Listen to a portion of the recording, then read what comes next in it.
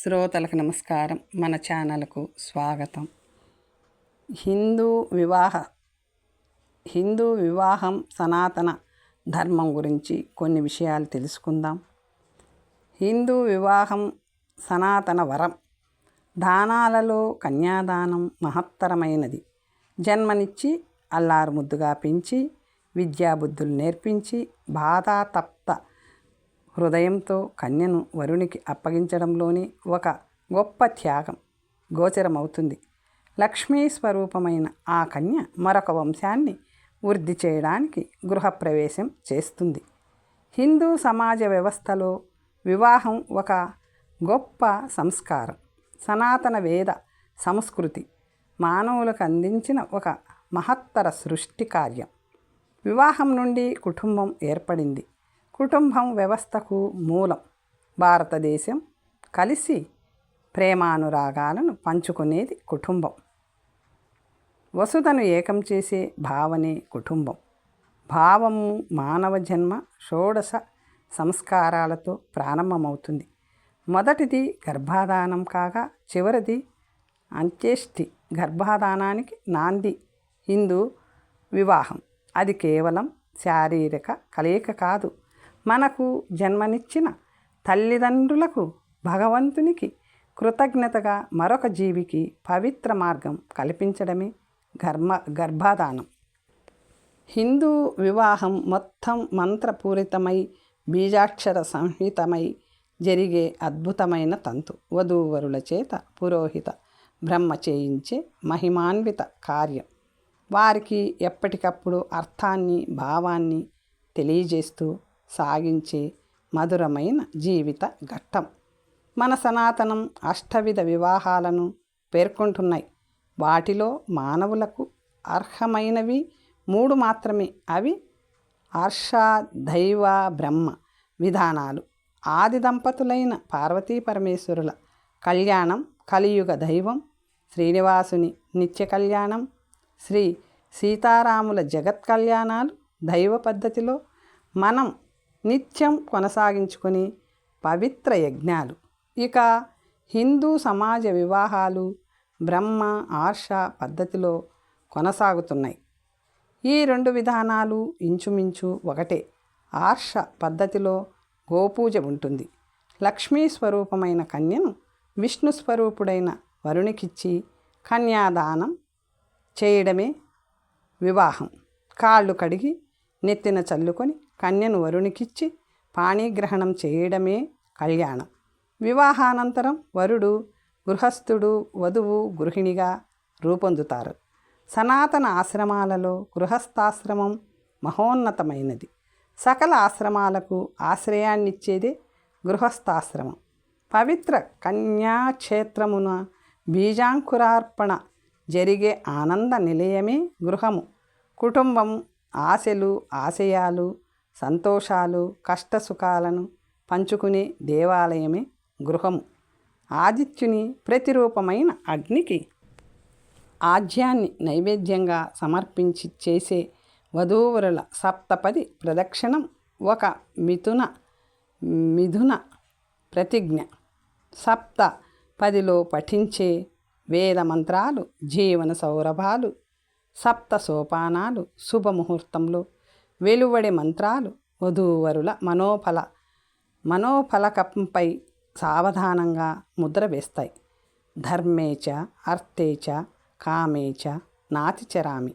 ధర్మార్థ కామాలలో నీకు తెలియకుండా నేను ఏ కార్యము తలిపెట్టనని వరుడు ప్రతిన పూనితే, ధర్మేచ అర్థేచ కామేచ తుభ్యం ప్రజా సహత్య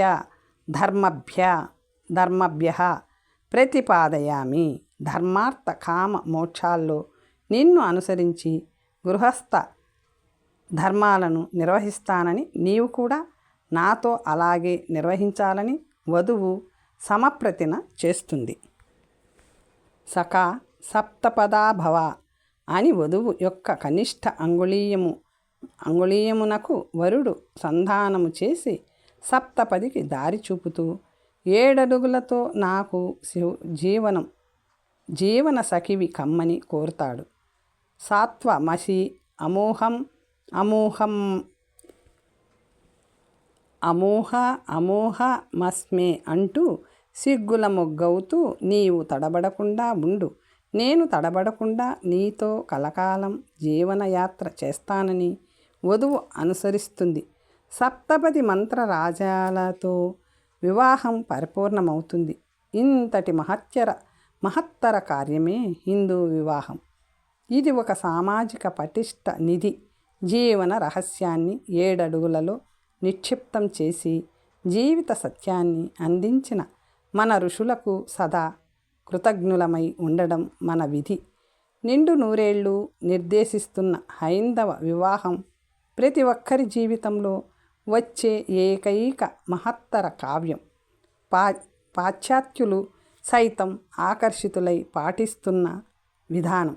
కానీ మన దేశంలోని యువత మాత్రం కొంతవరకు హిందూ వివాహాన్ని అర్థం చేసుకోవడం లేదు. దానికి కారణం వివాహ మంత్రాలకు భావం తెలియకపోవడం, సంపాదనే సంసారంగా భావించడం, ఆర్థిక స్వావలంబన అవసరమే కానీ అదే సర్వస్వము అనుకొని దాంపత్య ఫలాలను ఆస్వాదించడం లేదు. మరొక నూతన పోకడ పాశ్చాత్య నాగరికత పట్ల ఆకర్షణ వివాహాన్ని కూడా ఒక ఆర్థిక బంధంగా చూడడం. పరస్పర ప్రేమానురాగాల కంటే అహంకారపూరిత భావజాలాన్ని నింపుకోవడం. భార్యాభర్తల మధ్య స్వార్థపూరిత ఆలోచనలకు తావులేదు. ధర్మార్థ సాధనతో ఇరువురు సంపదలు పెంచుకోవడంలో తప్పులేదు. కానీ అదే రీతిలో ఆప్యాయతను అందరితో పంచుకోవడం కూడా ముఖ్యం. సౌహార్ద హృదయాలతో కుటుంబ సభ్యులను ఆదరించాలి.